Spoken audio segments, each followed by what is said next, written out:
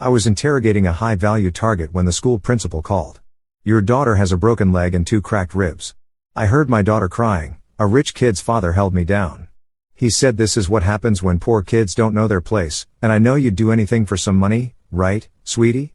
My handler took the phone. "The target can wait. The jet is fueled. Go." I was on my way to teach a lesson about place. The fluorescent lights buzzed overhead in the sterile interrogation room as I leaned back in my chair, studying the man across from me.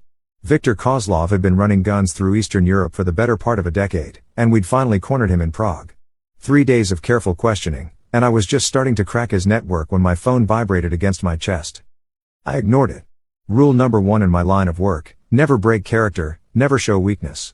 The agency had spent 2 years setting up this operation, and Viktor was about to give me the names I needed. The phone buzzed again. Then again. Viktor noticed my slight glance toward my jacket pocket and smiled that cold smile I'd grown to despise. "Important call, Agent Carter? Perhaps your wife wondering where you are?" I kept my expression neutral, but the phone wouldn't stop.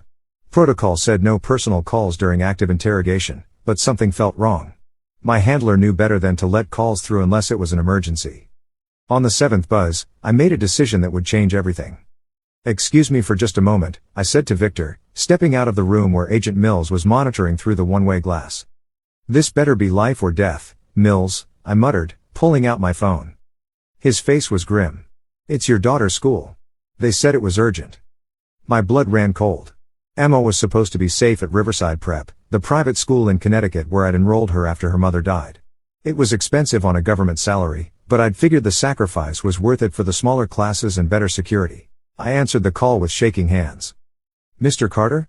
This is Principal Harrison at Riverside Prep. I'm afraid there's been an incident involving Emma." The world seemed to tilt. "What kind of incident?"